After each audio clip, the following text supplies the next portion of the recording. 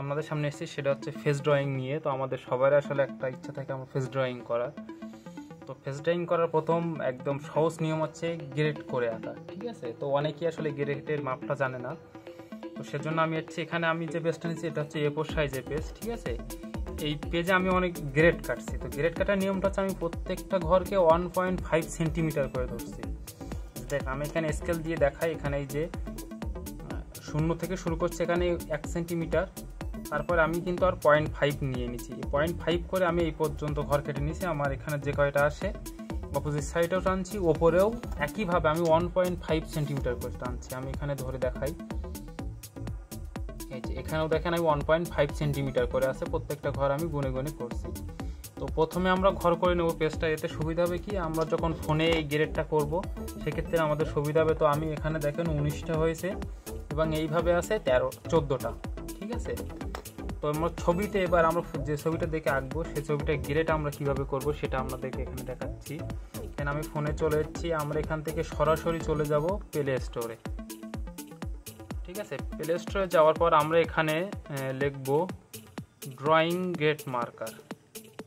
এই যে drawing grid marker চলে এসেছে, ঠিক আছে।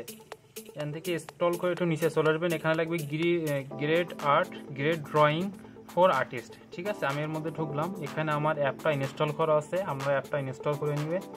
ইনস্টল করার সময় যে পারমিশনগুলো চাইবে অবশ্যই কিন্তু পারমিশনগুলো দিয়ে দিবেন। এবার আমি এটা ওপেন করি, লোডিং হচ্ছে। এখানে দেখেন যে পারমিশনগুলো চাবে, দেওয়ার পর এখানে চলে আসবে, এখান থেকে গ্যালারি প্রথম যে অপশন আছে এখানে চলে যাবে, ফটোস। এই যে আমার অ্যালবামের মধ্যে নিয়েছে। এবার আমরা যে ছবিটা আঁকবো সেই ছবিটা এখান থেকে সিলেক্ট করব। এই যে আমি এখানে ছবি সিলেক্ট করে রেখেছি, আমার মায়ের ফটো। তো দেখেন এরা কিন্তু এখানে দেখাই দিছে 7টা, ঠিক আছে, 7টা আছে। দেখেন এরা এখানে 7 দেখাই দিছে, এখানে আছে 9টা।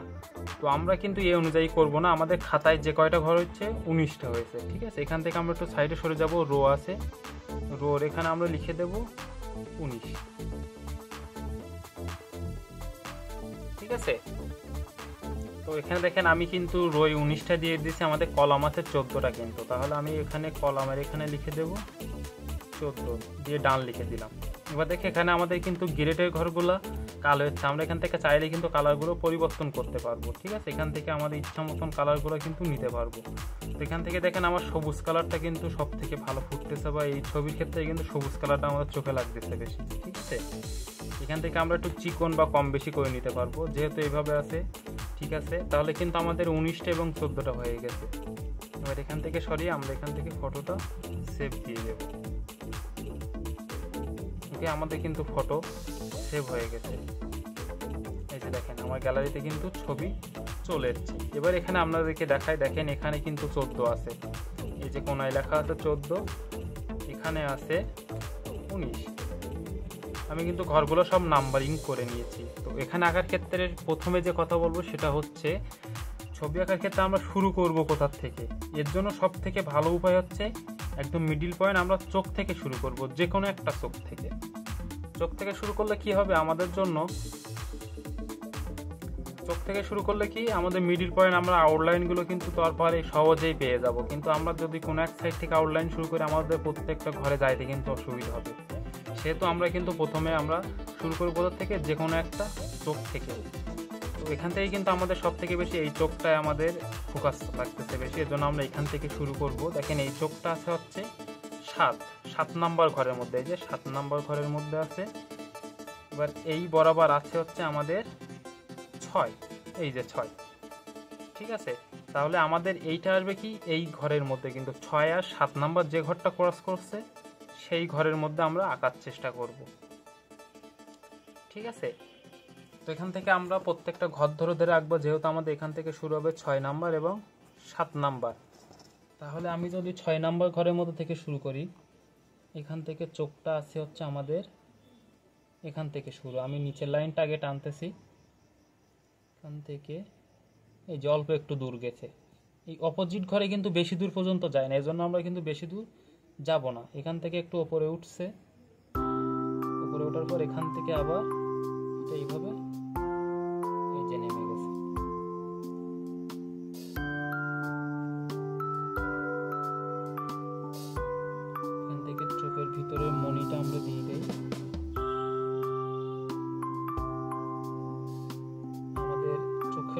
অংশ থাকে সেটাই। ঠিক আছে, আমাদের কিন্তু চোখ হয়ে গেছে। চোখের উপরে আমাদের ভুরু লেভেলটা কিভাবে আছে, গাঢ় যেগুলো হয়ে আছে সেই অংশ বরাবর আমরা গাঢ় করে দিয়ে দেবো। এখান থেকে এই অংশটা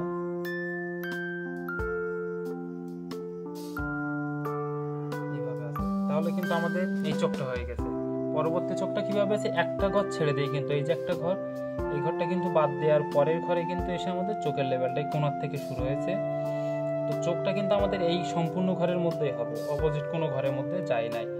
তাহলে এখান থেকে যদি আমরা টানি, এটা এখান থেকে হালকা একটু উপরে আছে এই ঘরে, এখান থেকে এই যে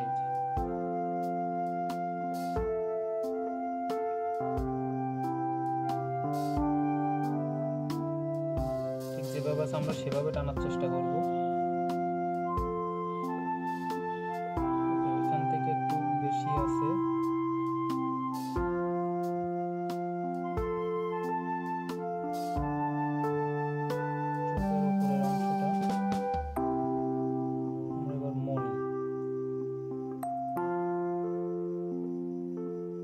ঠিক আছে। আমাদের কিন্তু চোখ হয়ে গেছে, আমাদের ভুরু লেভেলটা এই ঘরের মধ্যে আছে, ঘরের উপরে যায় নাই। এখান থেকে এই অংশটুকু কালো মতো আছে বেশি, সেই অংশটা আমি বাইর করে নিলাম, এখান থেকে এই অংশ ছেড়ে দেয়া। তাহলে কিন্তু আমাদের চোখ হয়ে গেছে। ঠিক আছে, এবার আমাদের নাকের অংশে আছে, নাকের কিন্তু একটা ঘর ছেড়ে দিয়েছে, এই ঘরটা ছেড়ে দিয়েছে। ঠিক আছে, তো এখানে আমি একটা কথা বলবো, নাকের যে অংশটা লাইট হয়ে আছে, যে অংশ বরাবর, এই অংশটুকু আমরা গোল দিয়ে নেব। ঠিক এই ঘরে আমরা গোল দিয়ে নেব, অনুমান করে আমরা একটা গোল দেব। এই যে দেখেন, এখানে আমি গোল দিয়ে নিলাম। এবার যে অংশটা যেখান থেকে আছে সেখান থেকে টানার চেষ্টা করবো। এভাবে আগলে কিন্তু নিখুঁত ছবি আঁকা যায়, কোনো ভুল হওয়ার সম্ভাবনা নাই। তো প্রথম একটু সমস্যা হইতে পারে আমাদের ঘর বুনতে, তো একটু ধীরে ধীরে করবেন, অবশ্যই ভালো হবে এবং আমরা পরবর্তীতে ফেস আঁকতে পারবেন।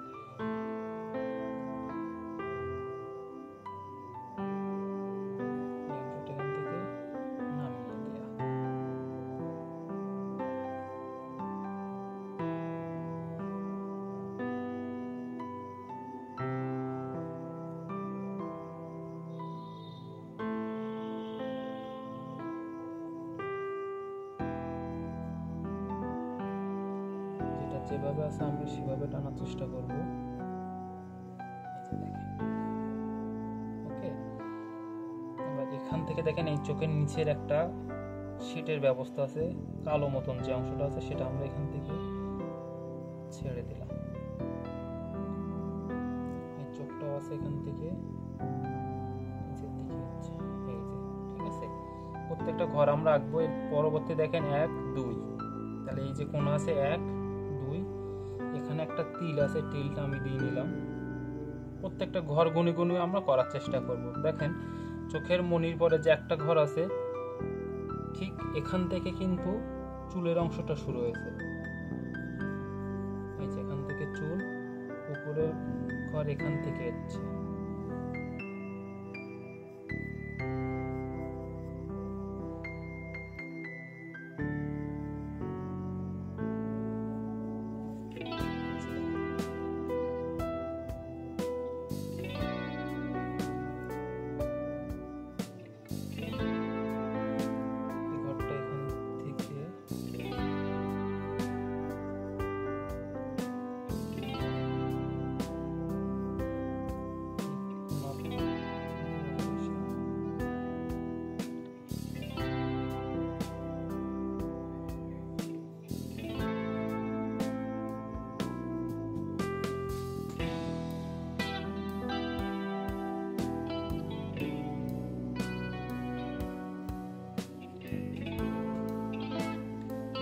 এই লাইন যেটা আছে এখান থেকে আমরা নিচের অংশটা 1 2 3 4, 1 2 3 4, এই যে এই পর্যন্ত কিন্তু আমাদের আসবে। এখান থেকে ঘুরে যাবে,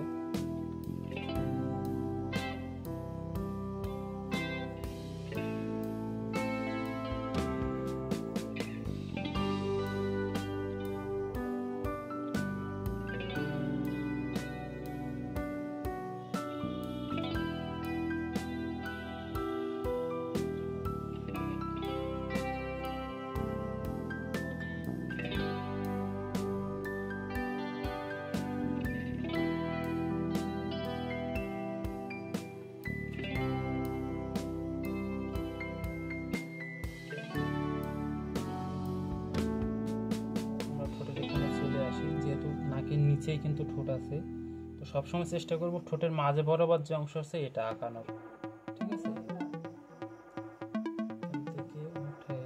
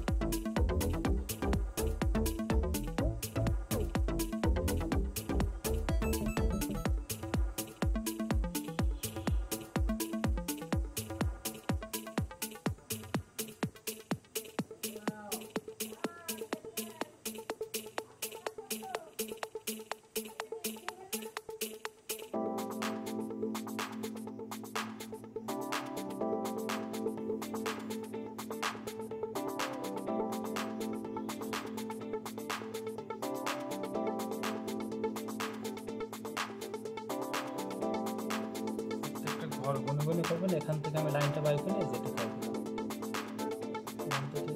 ভিতরে হচ্ছে এখানে হচ্ছে কান,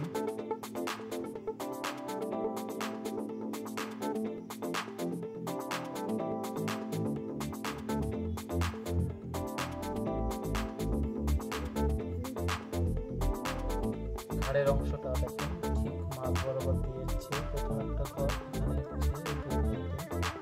পরের অংশ কিন্তু হালকা একটু ঘুরেছে। কয়টা অংশ হয়েছে? 1 2 3টা ঘর আছে, 1 2 3। এই ঘরে কিন্তু এই বরাবর পর্যন্ত আসবে।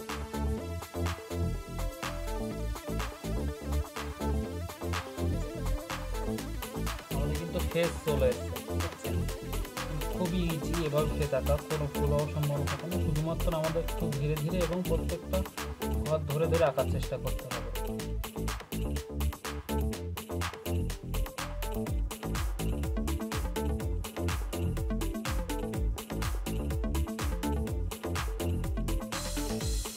এখান থেকে আছে 1 2 3, এখানে 3 নম্বর ঘর সম্পূর্ণ নয়, 1 2 3টা ঘরে মাঝ বরাবর একটু বেশি, 1 2 3 এই পর্যন্ত আসবে।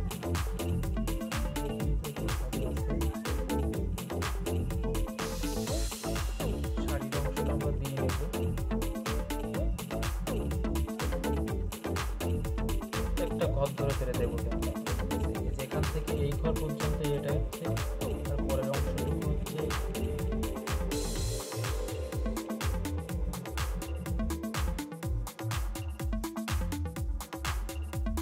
এখান থেকে যে কোনা, এখানে এটা ছেড়ে দিয়ে পরে কিন্তু এখান থেকে শুরু হচ্ছে। ওকে, এখান থেকে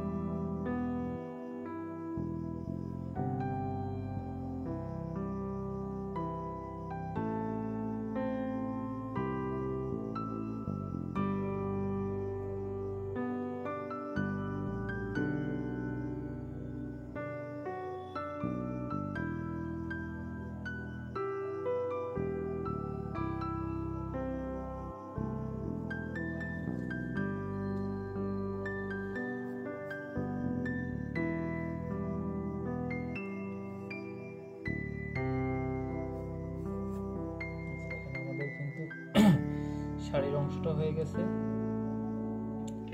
গলার এই অংশটা আমরা জাস্ট রাউন্ড টেনে দিয়ে রেখে দেব। পরে যখন আমরা ডিটেলসে কাজ করবো, সম্পূর্ণ ডিটেলসে যখন কাজে যাব, তখন আমরা কিন্তু এই অংশগুলো পুরোপুরি নিখুঁতভাবে উঠাই নেব।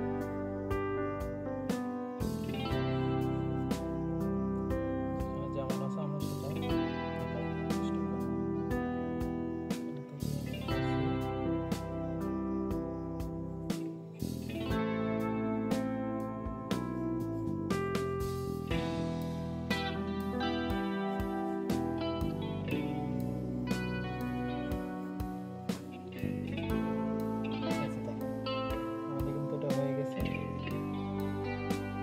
এটাই হচ্ছে গ্রেড করে আঁকার নিয়ম। এবার এরপরে আমরা কি করবো, একদম নিখুঁতভাবে কোথায় কোন অংশটা হবে সেটা কিন্তু আমরা আঁকবো একদম সম্পূর্ণভাবে। আমরা পরবর্তী কাজটা শেষ করবো। তো আমাদের প্রাথমিক কাজ হচ্ছে স্কেচ করা, কেমন?